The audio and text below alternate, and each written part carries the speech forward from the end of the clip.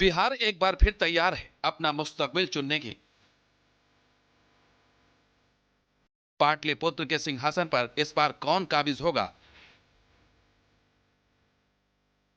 खासकर बिहार में मुस्लिम वोटर के मन में क्या चल रहा है, ये जानने और समझने के लिए हमने बिहार के अलग अलग जिलों को टटोलने की कोशिश की, जिसकी शुरुआत हमने की पटना के फुलवारी शरीफ से। विधानसभा चुनाव की सरगर्मियां अब तेज हो चुकी हैं। मैं आ चुका हूं फुलवारी विधानसभा क्षेत्र, जो पटना से बिल्कुल सटा हुआ है। और जहां पर मैं मौजूद हूं, ये दरअसल बहुत बड़ी मज़ार मानी जाती है, जिसे कहा जाता है मुजीबुल्लाह रहमतुल्लाह अलैह की ये मज़ार है, जहां पर माथा टेकने के लिए बड़ी संख्या में लोग आते हैं। इस विधानसभा सीट की अगर बात की जाए तो इस विधानसभा सीट पे करीब 53% मुस्लिम वोटर्स हैं और करीब 47% हिंदू वोटर्स हैं। पटना की कुल 14 विधानसभा सीटों में फुलवारी शरीफ सीट पर पिछली बार महागठबंधन ने बाजी मारी थी, लेकिन इस बार मुस्लिम वोटर तेजस्वी और नीतीश के बीच बटे हुए नजर आ रहे हैं। नीतीश जी भी तो अच्छा कार्य है, अब तो थोड़ा सा उम्र के हिसाब से थोड़ा सा। एमआईएम भी तो है भाई साहब, एमआईएम भी तो आप यहाँ सपोर्ट नहीं कर रहे होंगे, लेकिन यहाँ एमआईएम है। यहाँ एमआईएम का कोई इतना वर्चस्व नहीं है कि मेरे लिए फायदा करा दे। असदुद्दीन ओवैसी तो मुसलमानों के हक की बात करते हैं ना। वो ठीक है, मुसलमानों का हक का बात वो अपना रखते हैं, सही है। लेकिन यहाँ जितने लोग जमात हैं, यहाँ मिली जुली लोग हैं, तो जहाँ पे मिले जुले लोग, तो मिले जुले के हिसाब से चलना पड़ेगा ना सर। ओवैसी साहब के बारे में क्या राय है आपकी? यहाँ नहीं है। अच्छा भाई, ये बताइए कि क्या लग रहा है इस बार, नीतीश कुमार, तेजस्वी या कोई और? नीतीश कुमार। नीतीश कुमार। हाँ आप तो एकदम खुल के बोल दिए नीतीश कुमार, लोग डर रहे हैं बोलने से। हाँ, नीतीश कुमार। हाँ, अच्छा, मोदी जी काम कैसा कर रहे हैं? मोदी जी भी ठीक है काम कर रहे हैं। फुलवारी शरीफ सीट की सियासी मिजाज की बात करें तो यहाँ मुसलमानों की 53% आबादी है, तो वहीं हिंदू समुदाय की आबादी 47% के करीब है। यहाँ अनुसूचित जाति के मतदाता निर्णायक भूमिका में नजर आ रहे हैं। आपके दिल में क्या है?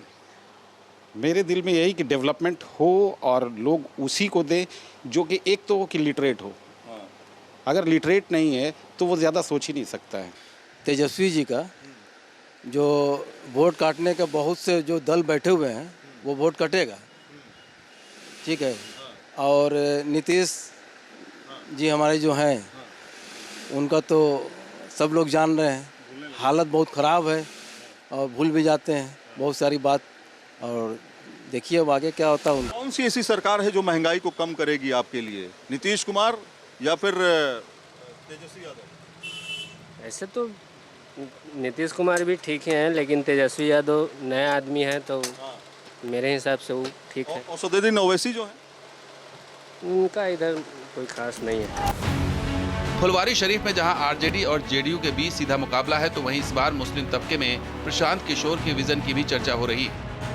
तेजस्वी यादव, नीतीश कुमार या फिर अभी प्रशांत किशोर, एक नया चेहरा उभरते हुए सामने आए। और का तो हमको रिस्पॉन्स अच्छा लग रहा है, प्रशांत का रिस्पॉन्स अच्छा लग रहा है, उनका जो विजन है वो ठीक है। तो मुसलमान क्या खास तौर पे प्रशांत किशोर के साथ जा सकता है? और ये गैर मुस्लिम की बात यहाँ पर नहीं है, यहाँ पर बात है समाज के लिए कुछ काम होना चाहिए। फुलवारी शरीफ के चुनावी इतिहास पर नजर डालें तो यह विधानसभा क्षेत्र 1977 में अस्तित्व में आया था। तब जनता पार्टी के रामप्रीत पासवान ने यहां से जीत का खाता खोला था।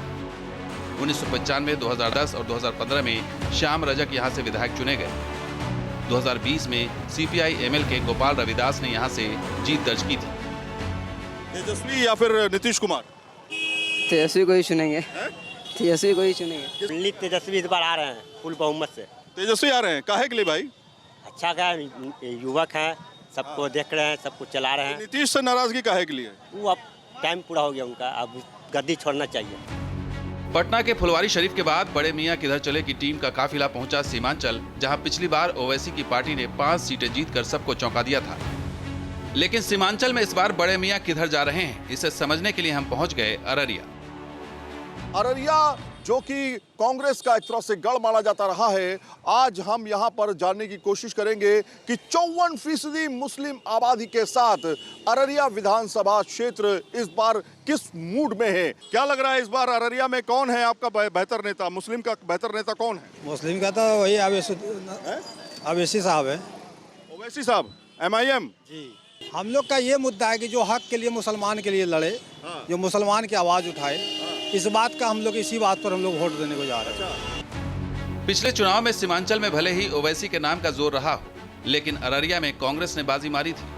पिछली बार तेजस्वी चूक गए थे, लेकिन अररिया में इस बार तेजस्वी का नाम गूंज रहा है। लगातार गठबंधन हो रहे हैं, आप देखिए जेडीयू आरजेडी, ओवैसी साहब भी हैं। आरजेडी प्रशांत किशोर क्या इस बार एंट्री कर पाएंगे कई जगहों पे? नहीं, अररिया में तो नहीं हो पाएगा। तेजस्वी कुछ नहीं दे रहा। अच्छा, तेजस्वी कुछ नहीं दे रहा है? क्या दिया अभी तक? कुछ नहीं दिया। जो दे रहा नीतीश से दे रहा बेचारा। जो दे रहे हैं नीतीश दे रहे हैं। इस बार महागठबंधन आएगी, तेजस्वी यादव एकदम युवा मुख्यमंत्री बनाना है।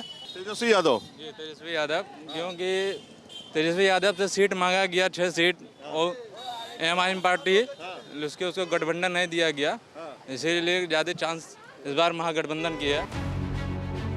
अररिया के सियासी गणित की बात करें तो अररिया लोकसभा सीट की कुल 6 विधानसभा सीटें हैं। अररिया सीट पर मुस्लिम आबादी 56% से ज्यादा है। ये सीट कांग्रेस का गढ़ रही है, यानी मुख्य मुकाबला एनडीए और महागठबंधन के बीच है। इस बार भी अररिया में सरकार विरोधी लहर नजर आ रही है। महिलाओं को 10,000, आप महिलाओं से पूछ। गिफ्ट दे रहा है, ईद में खर्चा करने, पूजा में खर्चा करने, क्या दे रहा है वो? 10,000 लोन भला नहीं होगा। ई लोन आज से 10 साल पहले से निकला हुआ। आप चलिए हमारा नगर परिषद में 10,000 का लोन दिलवाएंगे, फुटपाथ रोजगार करिए, क्या समझे? और वो 10 अदा करिएगा, आपको 20 देगा। वो 1 करोड़ 21 लाख को दिए हैं। अरे वो कितनों को दे? बैंक को तो उतना आदमी आप 1 करोड़ 21 लाख को दे दिए। आपका वो बिजनेस करने के लायक को उसमें 10,000 आदमी ने सब खा के आपका बैठ जाएगा। खा चुका होगा। डुबा दिए देश का।